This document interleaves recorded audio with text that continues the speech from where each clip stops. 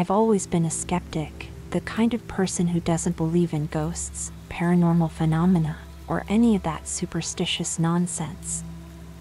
I trusted science, the observable, the measurable, the explainable. And that's exactly what drew me to Project Halcyon. It promised answers, a way to manipulate quantum fields, bending the fabric of reality itself. It was cutting edge, the future of physics, and the future of humanity. But no one ever told us that the future had teeth. I remember the first day I stepped into the research facility. The lab was hidden deep within an isolated mountain range, the kind of place you only get to with military clearance. It was cold, sterile, and humbling. The sheer scale of the equipment was mind-boggling: giant containment fields, electromagnetic coils the size of houses, and rows upon rows of quantum computers humming like 1,000 angry bees. Everything was designed to maintain perfect control over the quantum anomalies we were about to create. Or so we thought. I had my doubts, of course. Who wouldn't? We were messing with forces barely understood, on scales that could collapse the known universe, or at least our little slice of it. But ambition drives people to do insane things. And, like the rest of the team, I was ambitious. We were all eager to open that door to the unknown, confident that science could control whatever was on the other side. At first, everything was normal, or as normal as things get when you're splitting the fabric of reality. The tests progressed smoothly. Quantum particles appeared in places they shouldn't, as predicted, and we reveled in our newfound ability to manipulate their position, their existence. The excitement in the lab was palpable. We were rewriting the laws of physics. Then came the day we pushed the experiment further. We were tasked with observing the quantum field in a way that had never been done before, watching how particles behaved not just across space, but across time. It was supposed to be a glimpse into the future, or perhaps the past, depending on your frame of reference. We called it the window. But what we saw wasn't the future, or the past. It was something else entirely. Something wrong. Do you see that?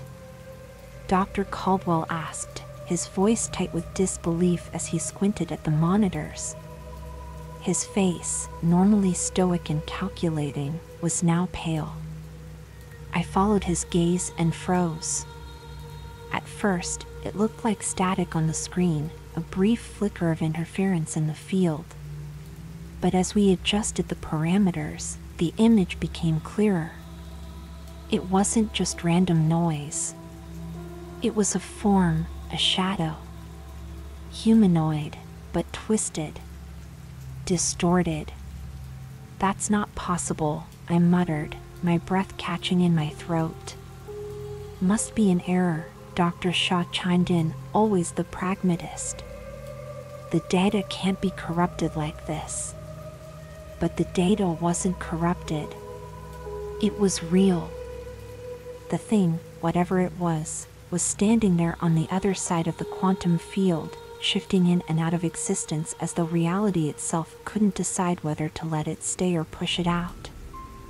It had no face, only the suggestion of one, like a blurred nightmare trying to wear a human mask. We should stop, I said, swallowing hard. Shut it down before I could finish my sentence, the lights flickered. The humming of the machines grew louder, a deep, pulsating rhythm that vibrated through the walls, rattling our equipment. The shadow on the screen twitched, as though it had heard us. Its form became more defined, more solid. And then the screaming started. It came from the far end of the lab, near the auxiliary controls. One of the interns, a kid barely out of grad school, was shrieking, his face twisted in abject terror. His eyes were wide, fixed on something in the corner of the room that the rest of us couldn't see. He backed away, stumbling, clawing at his own skin as though he were trying to tear it off. "Make it stop. Make it stop," he howled, his voice cracking. We rushed to him, but before anyone could reach him, the room plunged into darkness. The emergency lights kicked on a second later, bathing everything in a sickly red glow. The machines, still humming in that eerie, rhythmic pulse, now seemed louder than ever. The intern was gone. Just gone. No trace. "What the hell is going on?" Caldwell yelled, slamming his fist against the control panel. "Where did he go?" I wish I had an answer. I wish anyone had an answer. But all I knew was that something had slipped through that window. Something we weren't prepared to face. "We need to shut it down," I shouted, my voice trembling. But when I turned to the controls, the screens flashed with incomprehensible data, symbols and numbers that didn't belong to any known language or equation. It was as if the system itself had been hijacked by something beyond our understanding. "We can't," Dr. Shaw said quietly. He stared at the monitor, his hands trembling. "We've lost control." The shadow on the screen grew larger, its form more distinct, more tangible. It was in the room with us now, though none of us could see it directly. We could only feel its presence, a cold, suffocating pressure, like being buried alive in freezing mud. The temperature in the lab plummeted, our breath fogging in the unnatural chill. Then the whispers began. At first, they were faint, barely audible over the hum of the machines. But as the minutes dragged on, they grew louder, more insistent. Voices, hundreds of them, speaking in languages I didn't recognize, saying things that made no sense, yet filled me with an overwhelming sense of dread. "Do you hear that?" Caldwell whispered, his eyes darting around the room.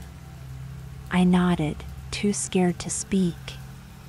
The voices seemed to be coming from everywhere and nowhere all at once. They slithered through the air, curling around us like smoke, coiling inside our minds.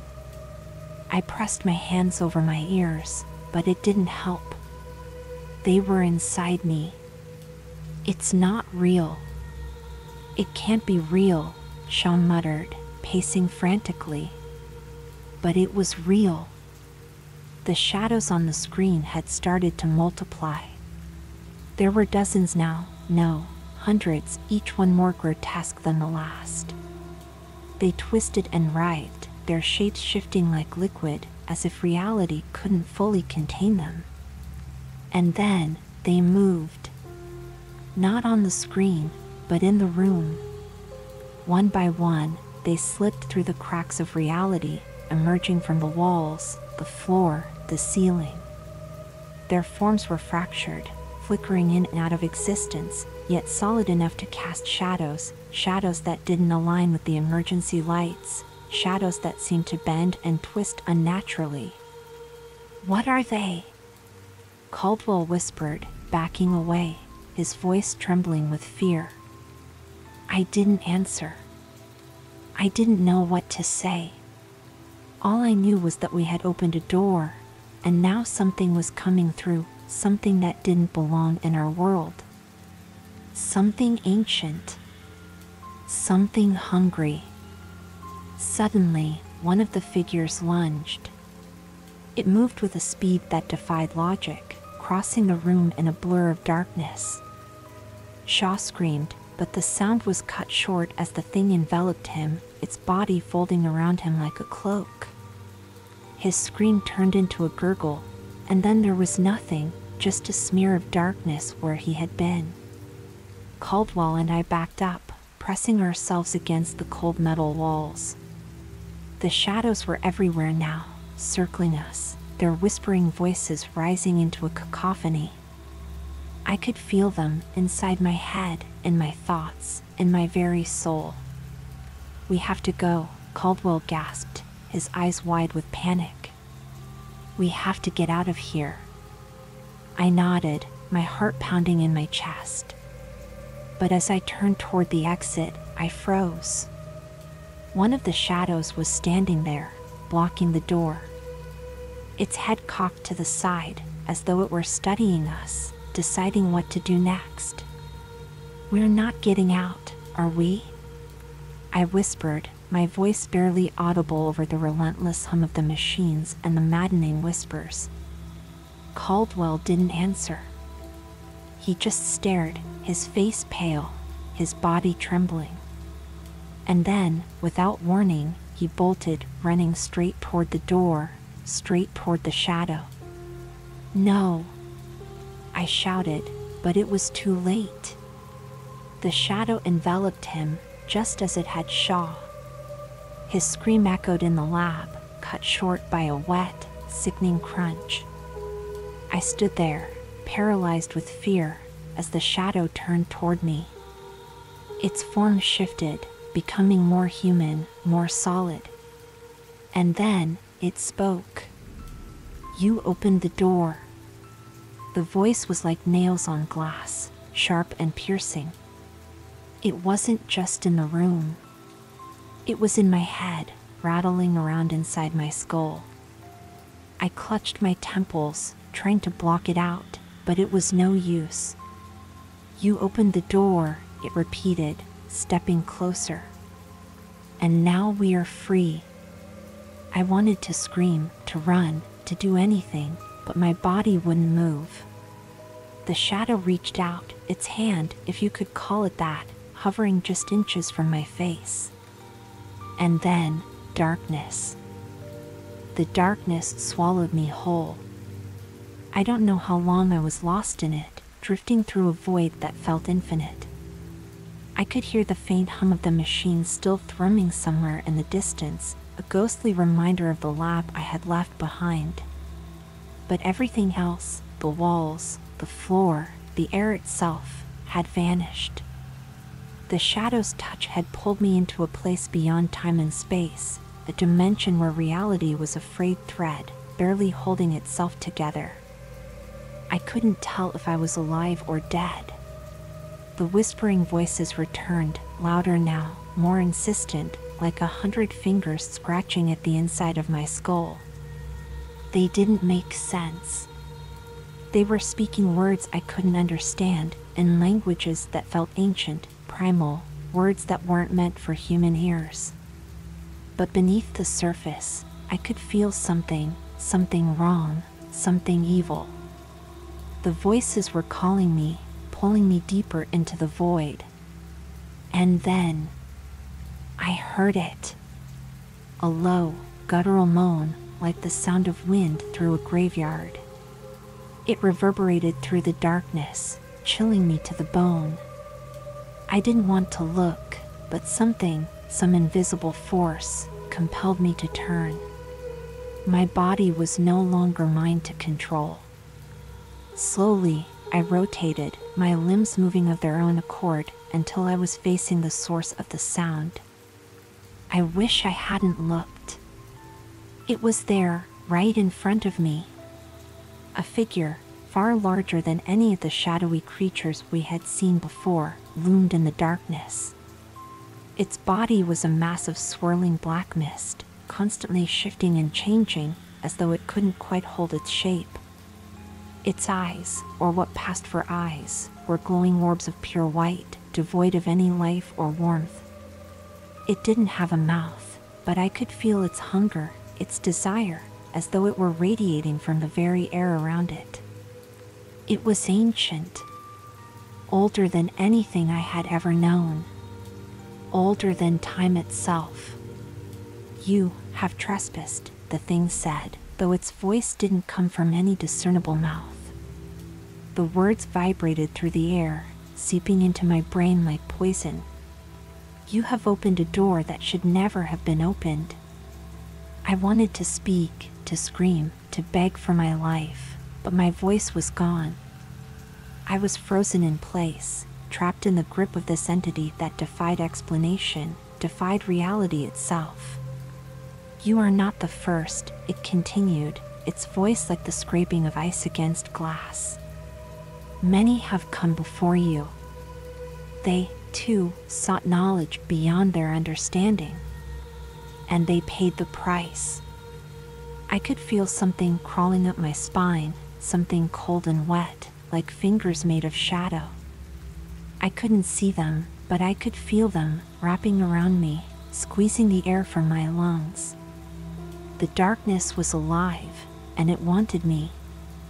"You will not leave this place," the entity said, its glowing eyes narrowing. "You belong to us now." No. I couldn't accept that. I couldn't just give up, not after everything. I had to fight. I had to find a way out.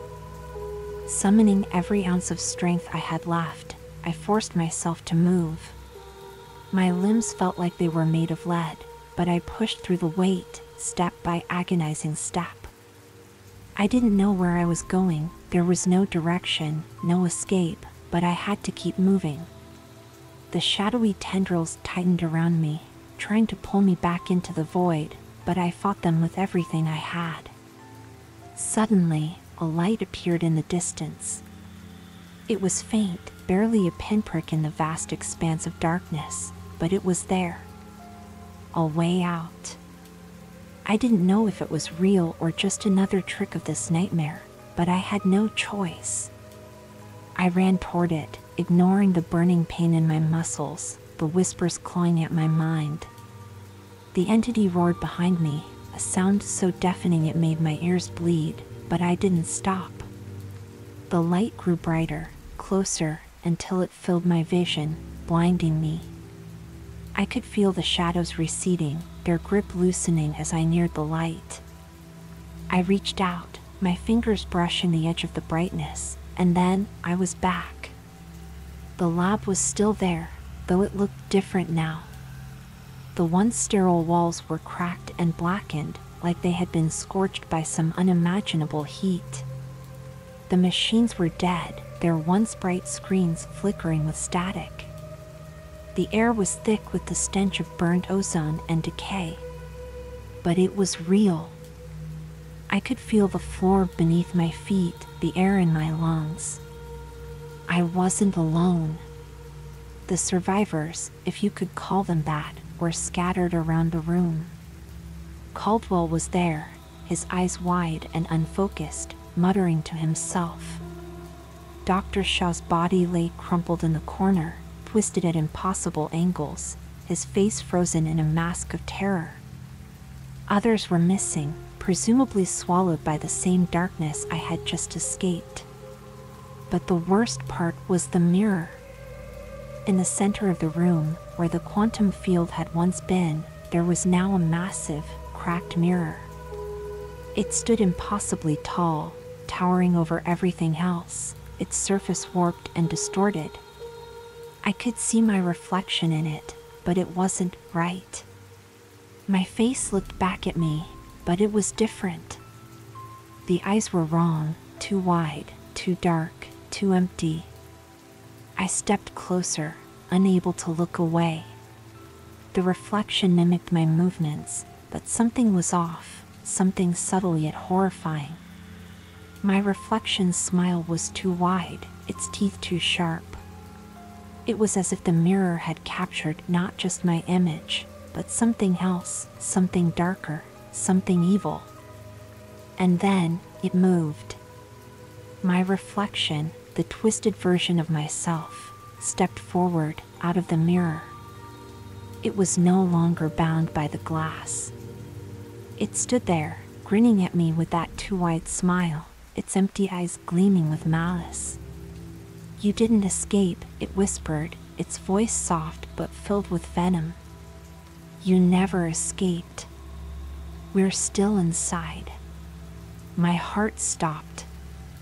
I stumbled back, my mind reeling. No, this couldn't be real. This was just another trick, another nightmare.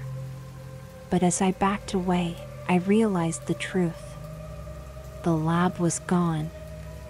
The light, the air, everything was gone. I was still in the void. The darkness had never let me go. The last thing I saw was my reflection lunging toward me, its eyes filled with hunger. And then there was nothing. I wake up to the sound of machines humming. The lab is still there, as pristine as it was before the experiment went wrong. The other scientists move about, unaware of the terror that just unfolded. The quantum field flickers in the corner, but this time, there's no shadow. I take a deep breath, trying to calm the pounding in my chest. Maybe it was just a dream, a horrible, twisted dream. But as I look down at my hands, I see something that wasn't there before.